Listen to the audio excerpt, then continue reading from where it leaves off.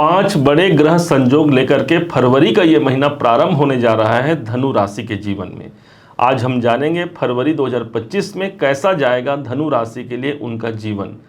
ध्यान रखिएगा, 5 बड़े जो संयोग बन रहे हैं, सबसे पहला जो ग्रह संयोग बनता है वो महाशिवरात्रि का शुभ योग हमको इसी फरवरी में देखने को मिलेगा। तो वहीं पर देवगुरु बृहस्पति आपके अपने राशि के स्वामी ही 4 तारीख को मार्गी अवस्था पर आ जाएंगे। तीसरा महत्वपूर्ण कारण होगा मंगल के द्वारा। योग कारक ग्रह मंगल हैं, जो आपकी राशि पर इनकी दृष्टि होगी 24 तारीख को ये भी मार्गी हो जाएंगे।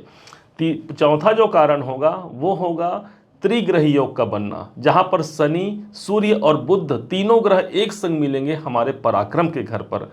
और पांचवा अनुकूल जो कारण होगा ये होगा शुक्र के द्वारा। उच्च की अवस्था में शुक्र हमको मिलने जा रहे हैं। इन 5 कारणों के द्वारा कौन से शुभ परिणाम हमको मिलने जा रहे हैं इसको हम समझेंगे। कौन सी वो तारीखें हैं जो आपके लिए अनुकूल साबित होंगी, उन तारीखों में कुछ अच्छे समाचार प्राप्त होंगे। कौन सी वो तारीखें हैं जिसमें हमको सतर्क रहना होगा, हम ये जानेंगे। किस उपाय के माध्यम से इस 2025 के फरवरी महीने को हम सर्वश्रेष्ठ महीना बना पाते हैं, उस उपाय का भी हम विश्लेषण आपके समक्ष जरूर करेंगे। आइए मिलकर प्रारंभ करते हैं इस वीडियो को, जो फरवरी 2025 के ऊपर बना हुआ है धनु राशि के लिए। सबसे पहले आपके स्वास्थ्य पर जाते हैं। आपके स्वयं राशि के जो स्वामी बनते हैं यही है देवगुरु बृहस्पति, और बृहस्पति हमको मिल रहे हैं 6ठे भाव पर। बृहस्पति का 6ठे भाव पर होना हेल्थ स्वास्थ्य के लिए बहुत अच्छा तो नहीं माना जाता, लेकिन इस फरवरी के महीने में मंगल की 7वीं दृष्टि धनु राशि पर ही पड़ रही है, जिसके कारण आपका स्वास्थ्य उत्तम रहेगा। आप ऊर्जावान होकर के, उत्साही होकर के अपने कार्य को संपन्न कर पाते हैं। उसके बाद धन को समझते हैं, जहां पर सूर्य और बुध का बुधादित्य राजयोग बना हुआ है। अर्थात ये समय है जहां पर 12 फरवरी तक का समय धन प्राप्ति के लिए एक अनुकूल समय रहेगा। जो कार्य आपने किया है उसकी रिकवरी हो सकती है, वहां से धन की प्राप्ति के लिए बुधादित्य राजयोग आपका समर्थन करता है। तीसरे स्थान जब 12 तारीख का डेट आता है तो ठीक इसी दिन ही सूर्य एक घर आगे प्रविष्ट हो जाएंगे, और 11 तारीख को ऑलरेडी बुध भी आ जाएंगे। एक संग 3 ग्रहों का योग देखने को मिलेगा, जहां पर सूर्य बुध शनि की युति होगी। इसे कहेंगे त्रिग्रही योग। इसका प्रभाव तीसरे घर पर होगा। आपका पराक्रम अच्छा रहेगा। इस समय पर आप कुछ यात्राओं पर जा सकते हैं, क्योंकि कुंभ राशि पर तीनों ग्रह होंगे, आपके अपने धनु राशि से तीसरे घर पर होंगे। किसी धार्मिक यात्रा का संयोग बनेगा। हो सकता है इस महीने आप किसी कुंभ स्नान का योग, त्रिग्रही योग बनेगा, जिसके प्रभाव से कुंभ विवाह का नया करना त्रिग्रही योग बनेगा, जिसके कारण कुंभ स्नान का अवसर बन सकता है। आप अपने फैमिली, अपने परिवार के साथ किसी मांगलिक, किसी धार्मिक यात्रा के लिए जा सकते हैं। चतुर्थ भाव, जहां पर हमको उच्च के शुक्र मिल रहे हैं। शुक्र को हम धन का कारक मानते हैं। यदि प्रॉपर्टी से धन की प्राप्ति चाहिए या फिर कोई प्रॉपर्टी सेल करना चाहता है, उनके लिए शुक्र धनदायी होगा। इस समय पर हमारे घर के अंदर हम कुछ नवीनीकरण कर सकते हैं। सूर्य को सौंदर्य कहा गया है। कोई इस महीने गृह प्रवेश का योग भी बना सकता है ये शुक्र। कुल मिलाकर के ये आपको सुखद प्रॉपर्टी या भूमि संबंधी कार्यों से आपको जोड़ जाता है। पंचम भाव, जो विद्यार्थी हैं, शिक्षा प्राप्त कर रहे हैं, उनके शिक्षा में मंगल इस समय पर अपने नीच अवस्था को छोड़ करके एक अच्छी स्थिति पर आ गए हैं केंद्र भाव पर, जिसके कारण विद्यार्थी का शिक्षा में मन लगेगा। कोई स्टमक, पेट से जुड़े हुए कोई प्रॉब्लम हमको फेस करने पड़ रहे थे, ये महीना आपका समर्थन करता है, परेशानियां नहीं रहेगी।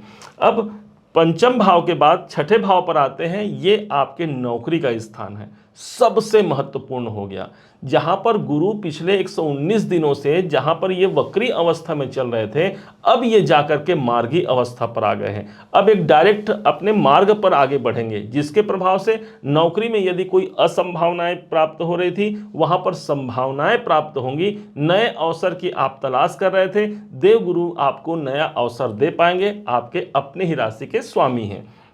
गुरु का छठे भाव पर होना आपके लिए कोई विशेष परिवर्तनीय योग बना सकता है। नौकरी में ट्रांसफर चाहते हैं, गुरु की दृष्टि 12वें घर पर है, 12वां घर बदलाव का होता है, कुछ न कुछ बदलाव होने का योग न सिर्फ इस फरवरी के महीने में बल्कि 15 मई 2025 तक गुरु ऑलरेडी छठे भाव पर रहेंगे और वहां पर ये मार्गी अवस्था में रहेंगे, अर्थात नौकरी के लिए हमको मई तक समर्थन मिलता है गुरु का।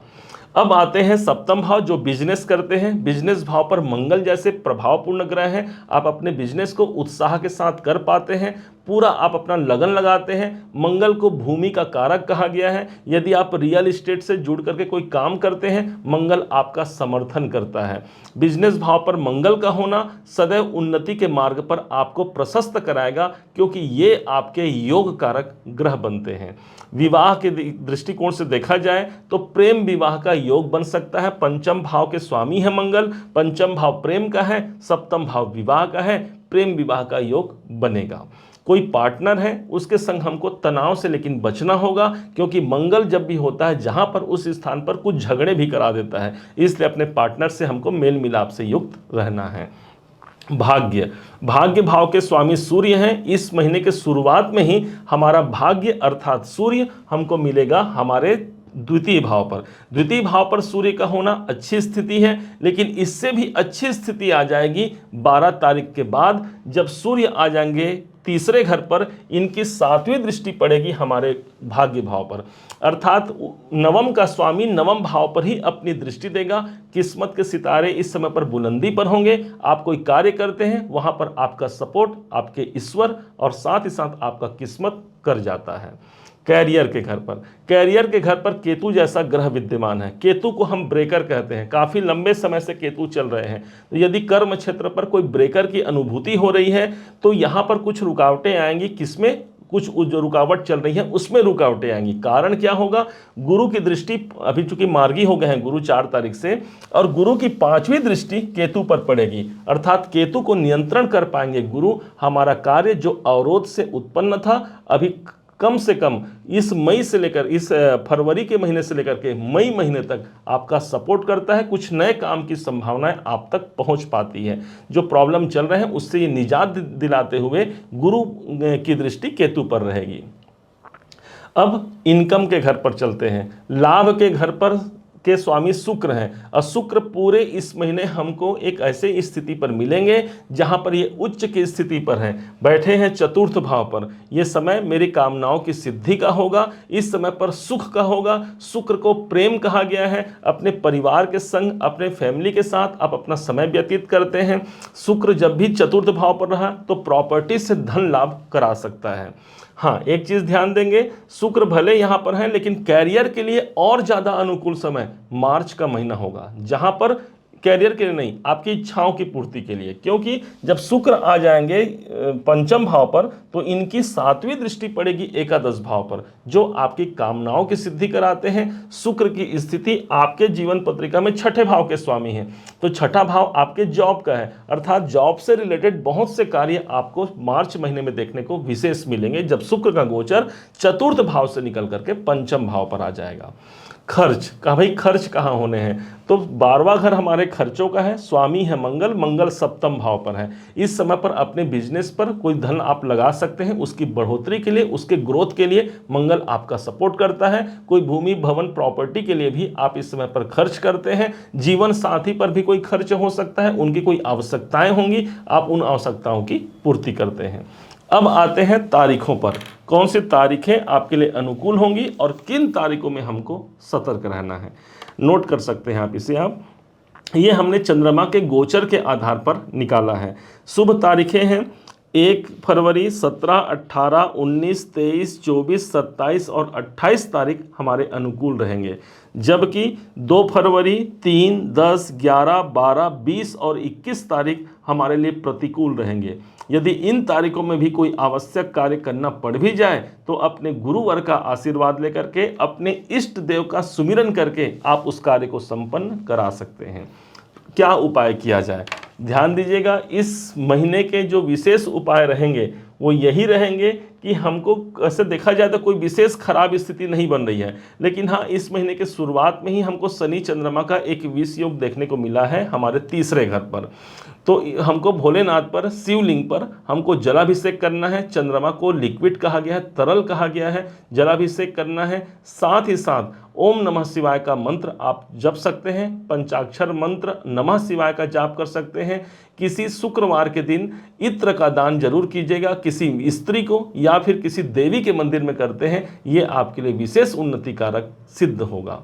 उम्मीद है आप सबने इसे समझा, आप सबने इसे जाना है। यदि आपने इसे समझा है, जाना है, मेरे समझाने का प्रयास यदि आपको सार्थक लगा हो, मेरे समझाने का तरीका यदि आपको सार्थक लगा हो, तो अपना प्यार भरा लाइक और कमेंट करना कभी मत भूलिएगा। और हाँ, यदि अभी तक आपने इस चैनल को सब्सक्राइब नहीं किया है, सब्सक्राइब जरूर कीजिएगा। पुनः एक बार फिर आप सभी का दिवस बहुत मंगलमय हो, इन्हीं शुभकामनाओं के साथ जय श्री राम।